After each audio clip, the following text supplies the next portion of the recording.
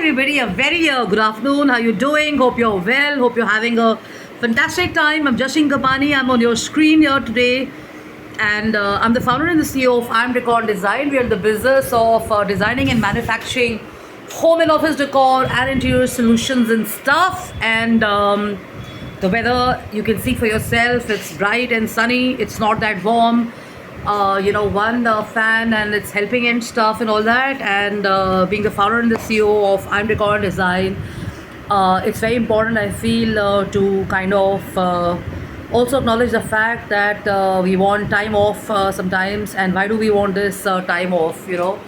So, firstly, I wanted to thank my professional acquaintances and friends, IETO, especially for the award. I'm really honored and I'm really privileged. I was not expecting it. I had no clue I was getting it, and this was such a surprise for me and stuff. I'm truly honored, and I'm hoping that we continue doing the good work and everything. And listening to the ministers specifically who came in for the event was truly encouraging and empowering, because I could sense that it's a bigger thingy happening with achievers and entrepreneurs, and on the world global level, Indians are playing an important role, and of course, Africa is looking at kind of doing some great stuff, not just kind of personally and professionally helping people around, but definitely the comment and the thought share on looking at a collective, collaborative, growth for everybody made a lot of sense to me and stuff. So please take this message as a thank you. I've already sent you a note. I've already messaged you. It was a fantastic event and a Riyadh Bhavan and stuff, and I'm wishing you all the very best for this. And as I received the award and everything, I think I spent a day or two resting after that, because I had a slight stomach infection and stuff, and now I'm back. So, I'm spending some time now doing some reflection. Self-reflection is what they say. So, in the so-called rush of our lives, I won't say hustle, bustle, or races, we don't take time to kind of have a, like a measured and, evaluated approach. We are rushing, we are driving, we are chasing, we are following up, we are meeting, and we kind of get a little stressed out and stuff. And as a result of this, our creativity or our energy levels or what we are setting out to do kind of goes down and stuff. So how does come out of that? How does one come out of that? So I'm into interior solutions as well, and I've been in the corporate and the branding and marketing world as well. And now I see that there's so many hats a person has to wear as an entrepreneur and stuff. And I'm not saying that one doesn't get overwhelmed or one doesn't get tired or whatever. So when you've had health concerns over a period of time and stuff, it takes a lot of energy to kind of stay on track and kind of go forward and stuff. So this is one of my favorite reads. It's basically about joy at work, and this is also an interior designer, and she shared a few thoughts. And I'm positioned and I'm looked at as an interior designer as well. So I take it as a compliment and stuff. So the author's talking about making time for honest self-reflection, and the lady sharing her experience with her husband, and she says, what, every time I tell my husband that I'm tired of doing my work and stuff, and I want to take a break or I want to take a breather or whatever, he says, actually, what, you could discontinue and not do anything at all. And the moment he tells me this, I kind of get into thinking that if I'm going to discontinue and I'm not going to do my stuff, what is it that I'm going to do? So this guy is also a co-founder of a company in Korea, and he says that as a practice, I set out a lot of my time on doing joyful stuff, and I kind of focus on stuff which makes me feel stress-free, something which is not a punish, something which is not thopod, or something which is not pushed onto me and stuff. And as a result of that, I kind of take up every task in an effective manner, and I'm able to kind of also balance it out by meeting my friends and family, going to the gym, being available at events, being available at forums and stuff. And I'm also able to make time for writing books, following books, going for plays, going for movies, going for holidays, playing with the children, and doing the housework, and making time to kind of relax. So that sounds like a pretty bombastic and a multi-loaded, way of living and stuff. Everybody's life is like that. I don't think there's anybody who does more or less. Of course, I mean, when the roles are different and the posts are different, and obviously, the level of your work and everything kind of changes. And she says, I find in the kind of work that I do, planning is not very important. It's also very important for me to kind of reflect on the actions, so I can revise and I can improvise. So there is this rule of the 80-20. 80-20 logic, so where they say that 20% of anything that happens is actually because of your efforts, and 80% of it actually comes from the energy that you put in, which is actually focusing on tasks which are really important and super important and are going to be beneficial for you, rather than focusing your energy which is not effective or efficient and stuff like that. So having too many meetings is not the ideal way, or not the way of kind of looking at the world in a fashion where you're doing something amazing and stuff. I think having qualitative meetings and what's the productive outcome of that, it's a term that I'm now using because it's a global MBA term, is more important. And too many meetings doesn't mean productivity is up or efficiency is up and stuff. And what's also equally important is to kind of spend time on reflection. Why are you doing something, and how is it making you feel? What is it that you want to do next from here? And what is the room for improvement in this? And what is it? How can you evaluate, and how can you kind of take it to next level and stuff? I mean, everything is not just online. There are lots of founders, CEO, multinational company owners, and there's this gentleman from Siemens.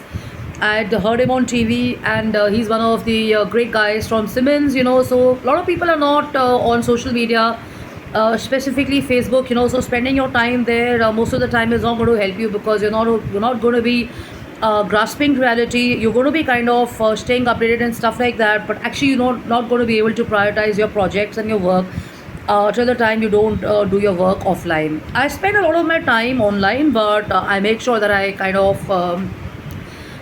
stick on to something which is relevant and important. I get tagged into so many forums and groups every day, and I get messages in my spam and stuff. So what's really important is to prioritize what is important, what is of great value, what is of great consequence. The term is organizing the world.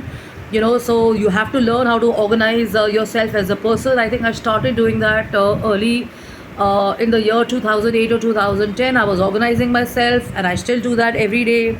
And I add a term to that, which is tidying up. And tidying up means tidying up your mind, tidying up your emotions, tidying up your outlook and stuff.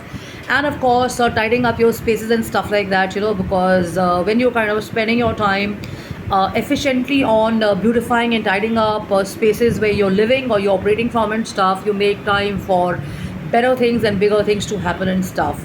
So the author is saying that she has children, and she says I have to spend quality time with my children, but then there's no definition of quality. I mean, if your child of your nephew niece wants you to be around somewhere with them for a party or for a cake cutting thing, or for maybe a game, visiting a park or whatever, you have to make time for that. So most people do that.